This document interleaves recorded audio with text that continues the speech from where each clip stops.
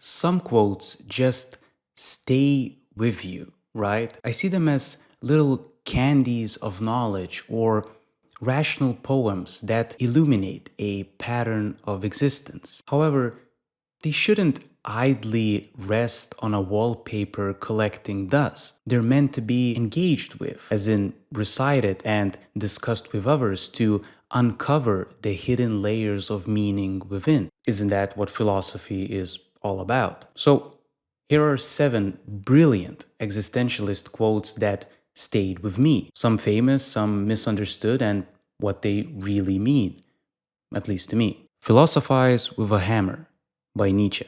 While not exactly a quote, it is a popular and poetic idea from Nietzsche. However, often it is understood that one should be relentless and smash ideas to bits to test them. Given how we conceive of Nietzsche, it is a logical conclusion. I must admit, I am also guilty of misusing this sentiment. Yet, Nietzsche's idea is a far more intelligent one than that. Metaphorically, what he really meant is that one should use a hammer as a tuning fork. Now, that's a quite different idea. If we imagine idols or their work as metal objects, then a philosopher should use a hammer to tap on that object and listen for the sound it makes and whether it is hollow. Now that is poetry. Anxiety is the dizziness of freedom.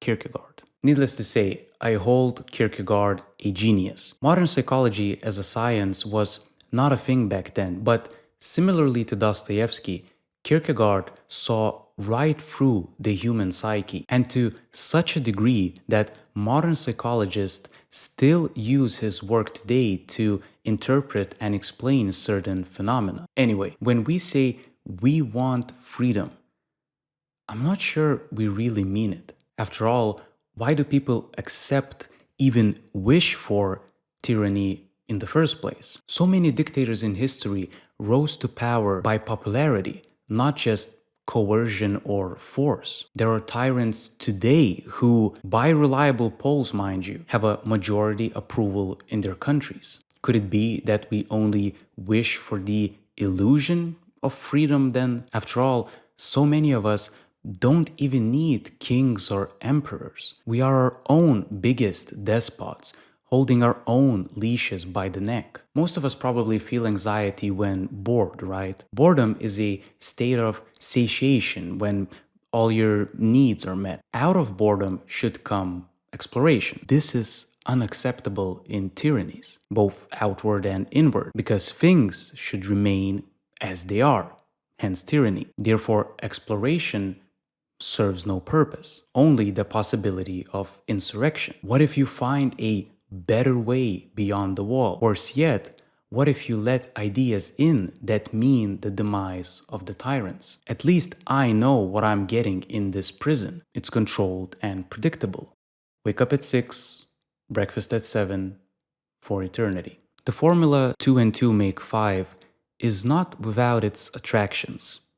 Dostoevsky. At the time of this quote's writing, utopian rational ideas were on the rise and naively thought of as solutions to all the world's problems. Rational man is the way out. Dostoevsky, with his book Notes from Underground, dug relentlessly into this utopian illusion. We are not pure rational creatures, and Dostoevsky goes as far as to say, if push came to shove, we could not stand living in a purely rational world where a human is a mere piano key, as straightforward as 2 and 2 makes 4. No, in his words, a human is an ungrateful creature and would throw a fit out of sheer boredom, even spite, go insane just to prove that 2 and 2 make 5.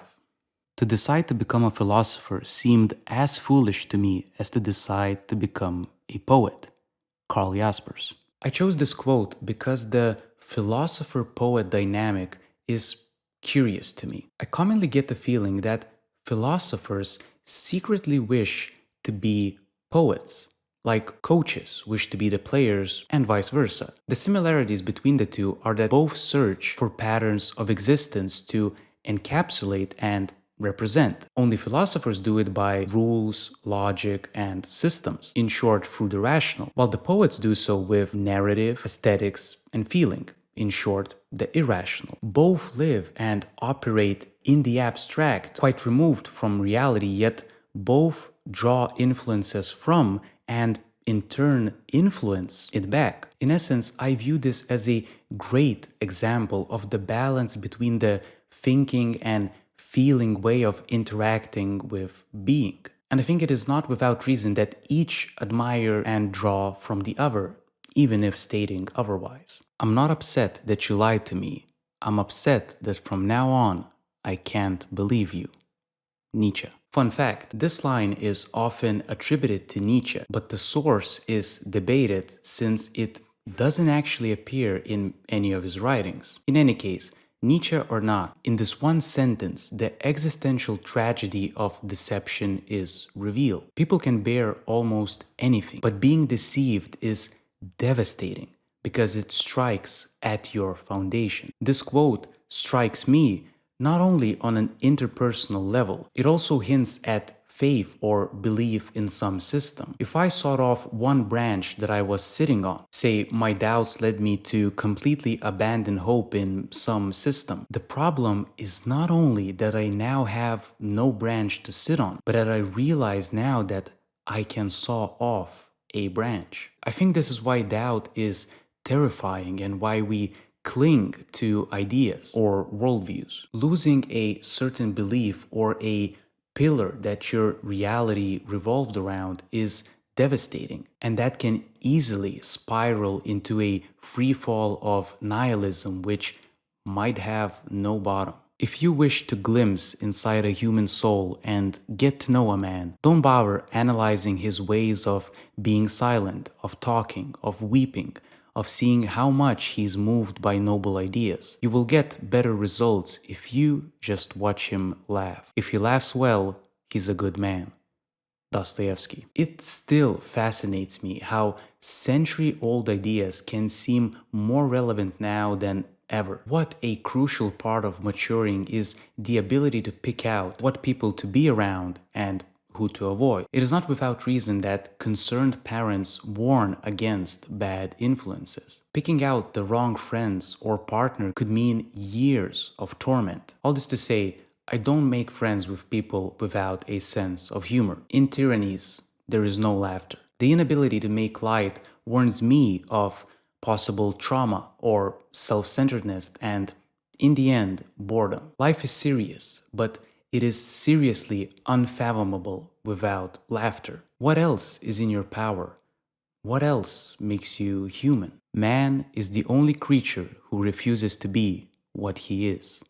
Camus. So, to refuse to be a YouTuber, I would like to carry out an experiment and carry our discussion down to the comment section. How do you understand this quote? What does it mean to you? I will reply to all the comments I can. Thank you for watching and see you there.